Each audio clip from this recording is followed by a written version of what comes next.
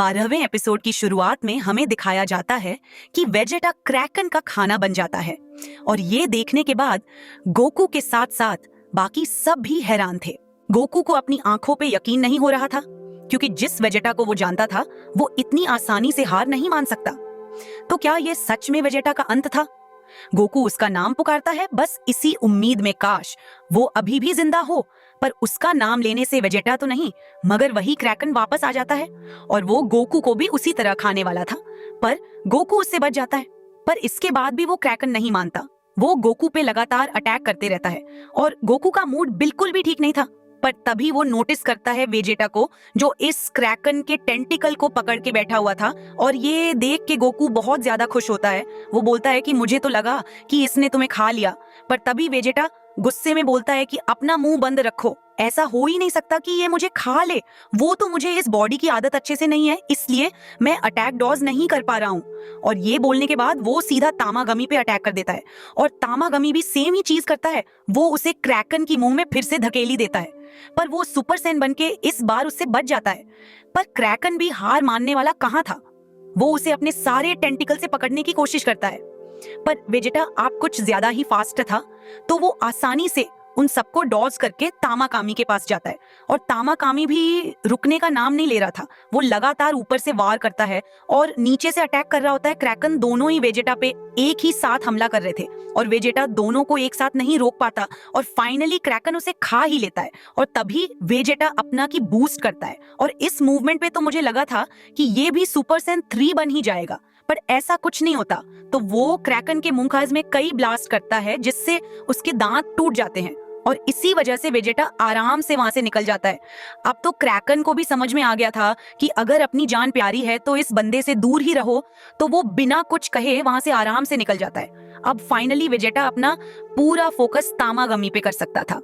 अब वो दोनों ही एक दूसरे पे एक से एक अटैक करते हैं। ना तो तामाकामी के अटैक वेजेटा को लग रहे थे और ना ही वेजेटा के अटैक तामागमी को। पर फिर भी सुपर सैयन बनने के बाद अपर हैंड वेजिटा के पास ही था क्योंकि अब उसकी पावर और स्पीड बहुत गुना ज्यादा बढ़ चुके थे। पर तामागामी भी हार मानने वालों में से नहीं था और इस बार वो इतनी स्पीड से लड़ रहे थे कि बाकी लोग उसे देख भी नहीं पा रहे थे। इसको देख के गोकू बोलता है चलो अब वो सीरियसली फाइट कर रहा है क्योंकि जो अप उसे चाहिए था वो उसे मिल चुका है और पांजी तो उसकी पूरी फैन बन ही चुकी थी। वो हैरान थी कि इसके बाल भी गोल्डन कैसे हो गए, क्या यह भी मैजिक यूज कर सकता है। और दूसरी तरफ हमें फाइट दिखाई जाती है तामागामी नंबर 1 वर्सेस माजी मेदू। और तामाकामी को यही समझ में नहीं आ रहा था कि आखिर ये किस कोटा के लिए है, क्योंकि वो लड़ कम रहा था और नाच ज्यादा रहा था। और शायद यही चीज है जो उसकी हार की वजह बनने वाली है, क्योंकि तामागामी माजिंडू के एक भी मूव प्रिडिक्ट नहीं कर पा रहा था। माजिंडू के सारे अटैक तो तामागामी को लग रहे थे, पर तामागामी उसे एक भी हिट नहीं कर पा रहा था क्योंकि वो बहुत ही ज्यादा अनप्रिडिक्टेबली इतना जलवा दिखा ही रहा था। पर अचानक से वो बीच में रुक जाता है और यह देख के अरियस और बू के साथ साथ खुद तामाकामी भी हैरान था कि आखिर इसे लड़ाई के बीच में क्या हो गया। अब वो जमीन पर बैठ के बोलता है कि मुझे चॉकलेट चाहिए और ये सुन के सभी हैरान थे। अरियस बोलती भी है कि तुम पागलों वाली हरकतें मत करो, अभी तुम एक बहुत जरूरी फाइट में हो, तुम बस ये फाइट खत्म करो और तुम्हें जितनी चॉकलेट चाहिए मैं उतनी दूंगी। पर माजिंडू भी सुनने वाला कहाँ था, वो बच्चों की तरह जमीन पर लेट के रोने लग जाता है कि मुझे किसी भी कीमत पर चॉकलेट चाहिए और वो भी अभी। हालांकि इसमें उसकी भी गलती नहीं है क्योंकि वो सच में एक बच्चा ही है। कामागामी को लगता है क्या मेरे साथ कोई मजाक हो रहा है, पर फिर से अपने बड़े भाई होने का फर्ज निभाता है माजिन को। वो अरीन से बोलता है कि आप चिंता मत करो, मैं जल्दी से चॉकलेट लेके आ जाता हूँ, और वो बिना टाइम वेस्ट करे फिर वहां से निकल जाता है। अब तगामी समझ चुका था कि अब ये लड़ने के मूड में बिल्कुल नहीं है, तो वो भी बिना समय गवाए उस परे अटैक कर देता है और वो अपना सारा गुस्सा उस परे उतार देता है क्योंकि वो उसे बहुत बुरी तरह से मार रहा था। और ये देख के रीन्स हैरान होती है क्योंकि अब पासा पूरा पलट चुका था, अब ड्रैगन बॉल्स उनके हाथ से निकलते हुए दिख रही थी। और दूसरी तरफ वेजेटा तामागामी नंबर 2 पे भारी पड़ रहा था। पांजी उसे देखते हुए बोलती है कि मुझे यकीन नहीं हो रहा, क्या ये सच में जीतने वाला है। पर नेवा के दिमाग में तो कुछ और था। वो बोलता है क्यों ना इस फाइट को बराबरी का कर दिया जाए और वे अपने नमेकियन मैजिक का यूज करके तामाकामी को और पावरफुल बना देता है और उसे बहुत बड़ा ही पावर बूस्ट मिलता है। और अब वेजेटा भी फील कर सकता था कि वो बहुत ज्यादा पावरफुल हो चुका है। बाकी सब बोलते हैं कि तुमने ऐसा क्या करा, तब नेवा बताता है कि तुम ही ने कहा था कि तुम्हें फाइट करना बहुत पसंद है, तो ये करके मैं तुम्हारा भला ही कर रहा हूँ। और अब इस पावर बूस्ट के साथ तामागामी नंबर 2 उस पे भारी पड़ रहा था। एक तो वेजेटा पहले ही अपनी इस बॉडी को कंट्रोल नहीं कर पा रहा था, और तामागामी के पावर बूस्ट के बाद तो अब ये और भी मुश्किल हो चुका है। और वेजेटा पानी के अंदर जाता है ताकि वो उससे बच सके, पर ये उसी पे भारी पड़ जाता है क्योंकि वो पानी में तो और भी ज्यादा तेज था, और ऊपर से अब वो वेजेटा को बाहर भी निकलने नहीं दे रहा था।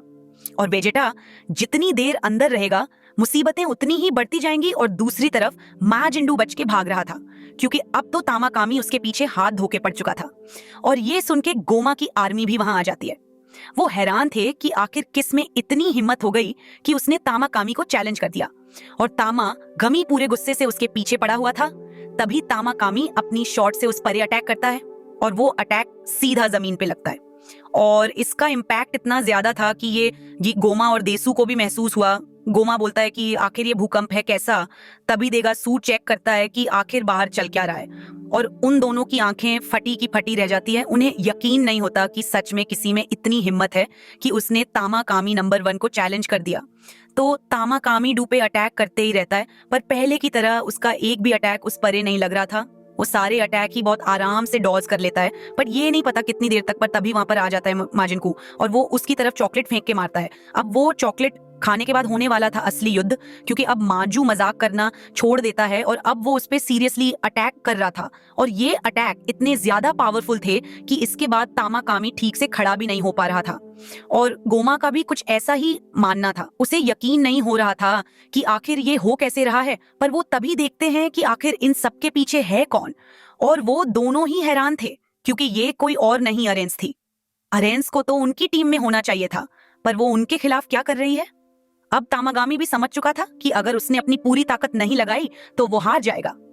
तो अब वो अपनी पूरी ताकत लगा के उस परे अटैक करता है, और माजिंडू भी सेम करता है। पर फिर से माजिंडू की हरकतें प्रिडिक्ट करना नामुमकिन था। जैसे वो अटैक करने से पहले सोच ही नहीं रहा, तो तामाकामी का एक भी अटैक उस परे नहीं लगता। पर फिर से माजिंडू के सारे अटैक कनेक्ट हो रहे थे, और अपने फाइनल की ब्लास्ट के साथ वो करके दिखा देता है जो आज तक किसी ने नहीं करा। तामागामी नंबर 1 को हराना। कुछ देर के लिए तो बाकी लोगों को समझ नहीं आता कि आखिर इधर हुआ क्या, जब तक तामाकामी खुद एडमिट नहीं कर लेता कि वो गिव अप करता है। और ये देखने के बाद डू और अरिस दोनों ही खुश थे। अरिस ने तो सच में नहीं सोचा था कि ये जीत जाएगा, पर उसने करके दिखा दिया। और माजिंडू अपना विक्ट्री डांस कर ही रहा होता है, पर तभी तामाकामी उसे रोकते हुए बोलता है, कांग्रेचुलेशन, तुम अब ये मैच जीत चुके हो। अब तुम्हें पास करना होगा फाइनल टेस्ट, और अगर तुमने वो कर दिया तो ड्रैगन बॉल तुम्हारी। माजिंडू को समझ में नहीं आ कि आखिर इसका कहने का मतलब है क्या, और सच में इस फाइनल टेस्ट के बारे में तो मैं भी भूल चुकी।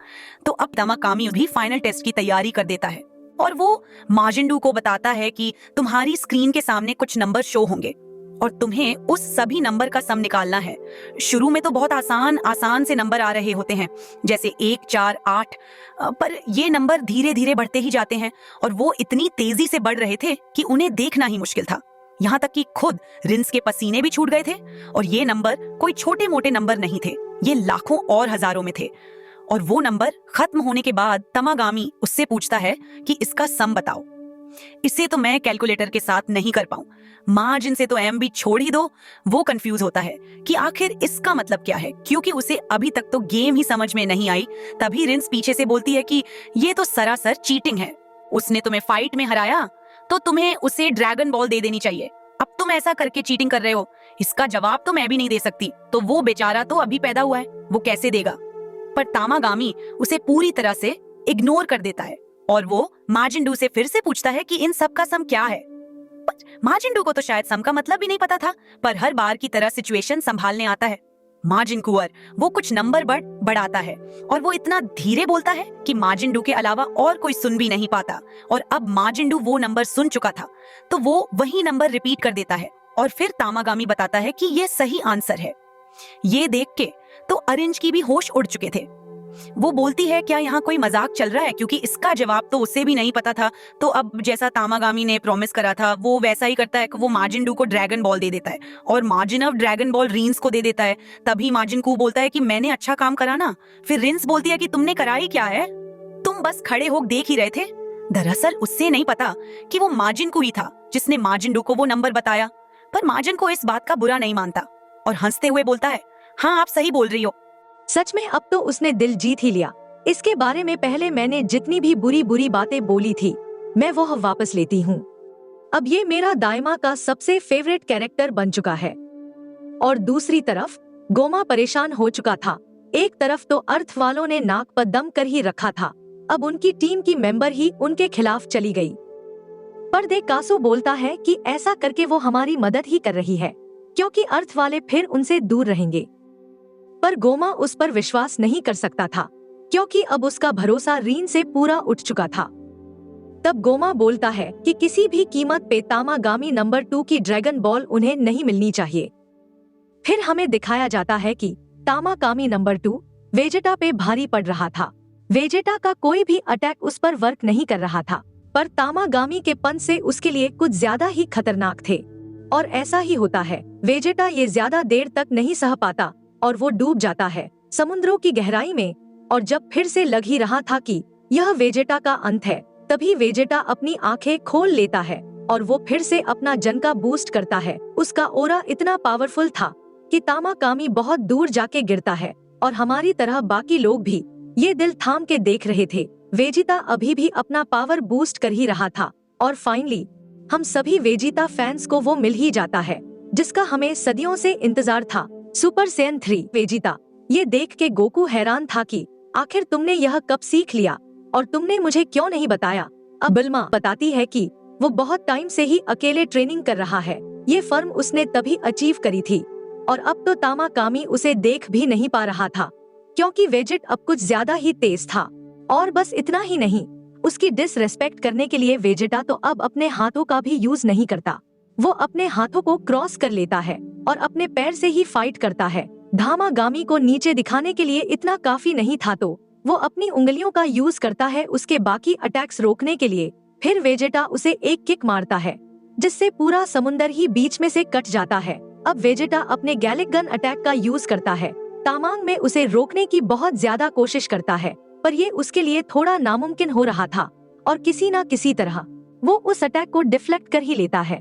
पर जितनी देर में वो रिएक्ट करता है, वेजिटा उसे एक बहुत जोर का पंच देता है और यह पंच इतना पावरफुल था कि अगर वेजिटा उसे सही समय पर नहीं रोकता तो शायद तामागामी नंबर 2 स्पेस के बाहर होता। अब यह देखने के बाद उसे समझ में आ गया था कि उसका जीतना इम्पॉसिबल है, तो वो हार मान लेता है और यह देख के सभी खुश थे, यहाँ तक कि नेवा भी। अब बारी थी फाइनल चैलेंज की और अगर वेजिटा से पास नहीं कर पाया तो उसे ड्रैगन बॉल्स नहीं मिलेगी और ये आसान नहीं होने वाला था क्योंकि वेजिटा को जवाब 10 सेकंड के अंदर देना था।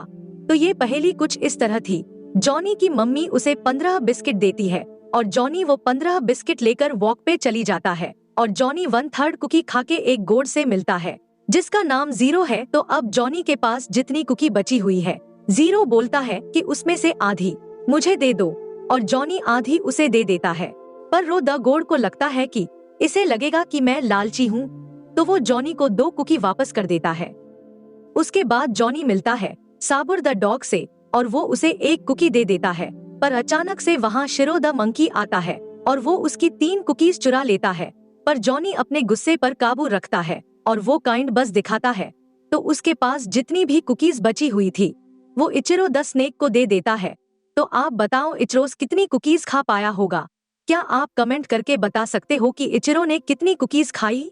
क्योंकि मेरी और गोकू की तरह वेजिटा के सर से भी ये सवाल ऊपर से ही गया और बिल्मा तो सर पे हाथ रख लेती है और बोलती है कि अब तो मिलने से रहे ड्रैगन बॉल, क्योंकि वेजिटा ऐसी प्रॉब्लम सॉल्विंग में अच्छा नहीं है। अब वेजिटा के पास 5 सेकंड बचे थे वो सवाल का जवाब देने के लिए और समय निकलते ही जा रहा था। 5, 4, 3, 2 और जैसे ही समय खत्म होने वाला था, वेजिटा बोलता है 0। सभी हैरान थे कि आखिर इसका मतलब क्या है। 0 से तामागामी उससे बोलता है कि एक्सप्लेन करो। तब वेजिटा बोलता है कि तुम्हारा ये सवाल था कि इचिरो कितनी कुकीज खा पाया। फिर वेजिटा बताता है कि इचिरो एक स्नेक था और स्नेक कभी कुकीज नहीं खाते, तो इसका जवाब होगा 0। और ये आंसर वो पूरे कॉन्फिडेंस के साथ देता है और बाकी सबने तो उम्मीद छोड़ ही दी थी कि वेजिटा आखिर ये कैसे लॉजिक यूज कर रहा है, पर लकीली यही सही आंसर था और बाकी सब तो छोड़ो, ये सुन के खुद वेजेटा हैरान था और फाइनली तामाकामी वेजेटा को वो ड्रैगन बॉल दे देता है। सभी बहुत ज्यादा खुश थे, पर तामाकामी नेवा से माफी मांगता है कि वो ड्रैगन बॉल्स को प्रोटेक्ट नहीं कर पाया, पर नेवा उसे रोक देता है। वो बोलता है कि इसकी कोई जरूरत नहीं, तुम अपनी पूरी ताकत से लड़े और यही मैटर करता है। हाई बीस बोलता है कि तुम तो सच में बहुत ज्यादा ताकतवर निकले और अब तुम जीत भी गए हो तो मैं तुम्हारे लिए विक्ट्री डांस कर देता हूँ। और वो वही पागलों की तरह नाचने लग जाता है। तभी सुप्रीम गाय बोलते हैं कि अब बस हमें एक ही ड्रैगन बॉल की जरूरत है, उसके बाद हम डैंडे को आराम से बचा लेंगे।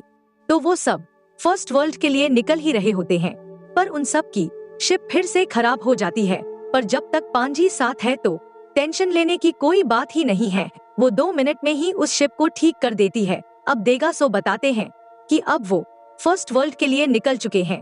और ये सुन के गोमा बिल्कुल भी खुश नहीं था। गोमा ने उन सबको बच्चा इसीलिए बनाया था ताकि वो उससे दूर रहे, पर अब यही रीजन बन गया है उनके डेमन वर्ल्ड में आने का। फिर गोमा गुस्से में बोलता है अगर ऐसा है तो, और ये एपिसोड यहीं पर खत्म हो जाता है। इस एपिसोड में हमें खुद कुछ देखने के लिए मिला। फाइनली हमें प्रूफ कर दिया गया कि मजिन का और डू यूजलेस नहीं है, और वेजेटा सुपर सैयन 3 भी हमें देखने के लिए मिली। हालांकि उसका लुक मुझे उतना ज्यादा पसंद नहीं आया, पर कम से कम मिल तो गई। अगले एपिसोड की एक्सप्लेनेशन सबसे पहले सुनने के लिए हमारा चैनल सब्सक्राइब कर लें और वीडियो को लाइक करके चैनल को सपोर्ट करें।